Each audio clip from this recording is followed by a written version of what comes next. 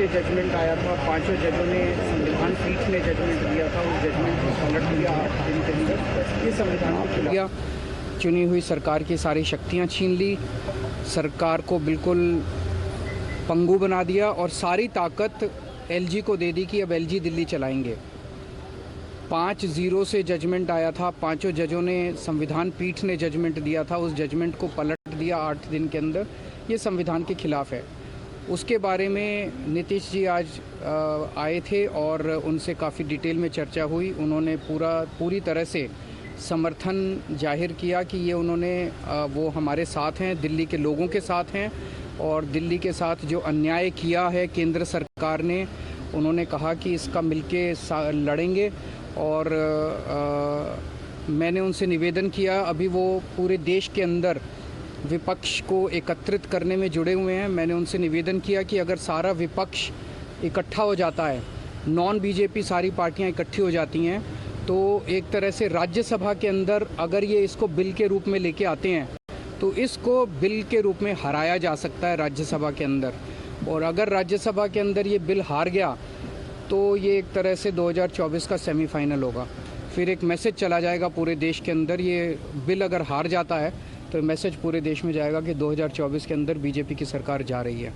नहीं, बहुत अच्छा। तो हम लोग आए हुए थे यहाँ, तो आए ही थे आपसे मिलने के लिए और इनको काफ़ी जो सुप्रीम कोर्ट का फैसला हुआ बहुत अच्छा लगा और हम लोग तो देखते ही रहे। अब उसके बाद जो कुछ भी करने की कोशिश हो रही है केंद्र सरकार के द्वारा, ये तो एक विचित्र बात है। अब आप जरा संविधान को देख लीजिए, क्या अधिकार है। जब गवर्नमेंट बनाई जाती है, इलेक्टेड सरकार बनती है, तो उनको जो अधिकार दिया गया है उसको कैसे आप हटा सकते हैं? ऐसा तो कुछ नहीं है। लेकिन अब किस तरह से हो रहा है, इसलिए तो हम लोग कह रहे हैं कि सारे देश में सब लोग एकजुट हों ताकि ये लोग संविधान का भी और किसी भी चीज़ का अपने ढंग से जो इधर से उधर कर रहे हैं और किस तरह का माहौल बन रहा है।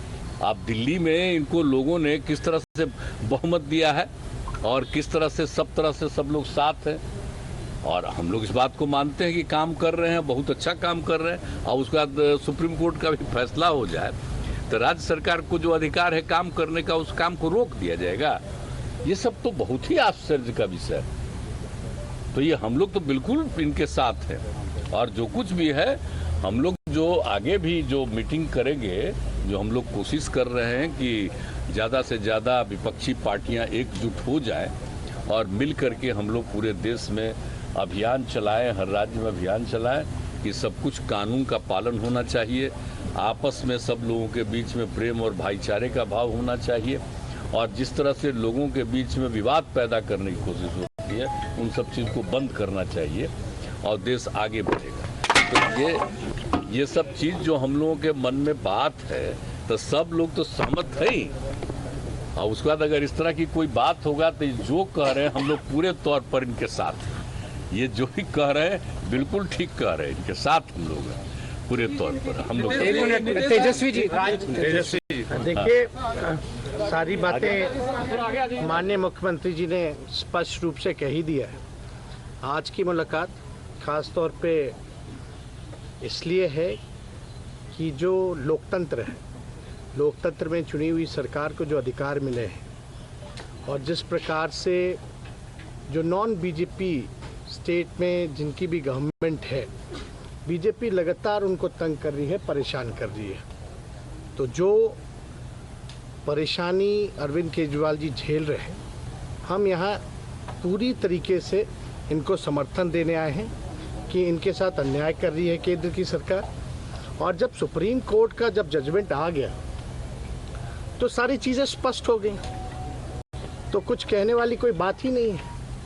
लेकिन जिस प्रकार से इनको तंग किया जा रहा है या और दूसरे राज्यों में जिस प्रकार से केंद्र भेदभाव कर रही है उन राज्यों के साथ, तो ये कहीं से भी न्यायपूर्ण नहीं है। लोकतंत्र पर ये साफ दिखाता कि खतरा है। ये लोग संविधान को बदलना चाहते हैं, जो हर केस हम लोग मिल करके होने नहीं देंगे। और मान लीजिए अगर दिल्ली में बीजेपी की सरकार रहती तो क्या एलजी की हिम्मत होती इस प्रकार का काम करने की?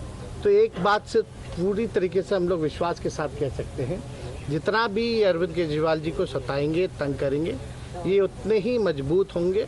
और मैं पूर्ण विश्वास के साथ कह सकता हूँ कि बीजेपी कभी भी दिल्ली में वापसी नहीं करेगी।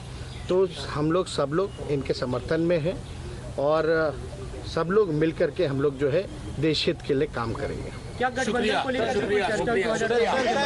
इसी मुद्दे पे, अध्यादेश वाले मुद्दे पर क्या आप कांग्रेस से भी बात करेंगे? राज्यसभा में कांग्रेस का समर्थन होगा क्योंकि जेएसडीडी एक्ट पे भी कांग्रेस वॉकआउट कर गई थी। आप लगातार कांग्रेस से बातचीत की है तो हमारी बातचीत कांग्रेस से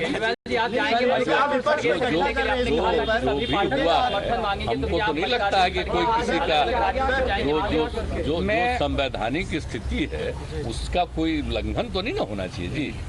तो हमारी जो उनसे बातचीत होगी तो उनसे भी हम लोग चर्चा कर रहे हैं। मैं जा रहा हूँ परसों 3 बजे ममता जी के साथ मेरी कलकत्ता में मीटिंग है और उसके बाद एक एक करके मैं हर पार्टी अध्यक्ष से पूरे देश के अंदर मैं मिलने के लिए जाऊंगा। मैंने आज माननीय नीतीश कुमार जी से भी निवेदन किया कि वो भी सभी पार्टियों से बात करें और मैं भी एक एक राज्य में जाके एक एक नेता से मिलके राज्यसभा में जब ये बिल आए, इस बिल को हराने के लिए मैं सबसे फॉर्मली समर्थन मांगने के लिए जाऊँगा।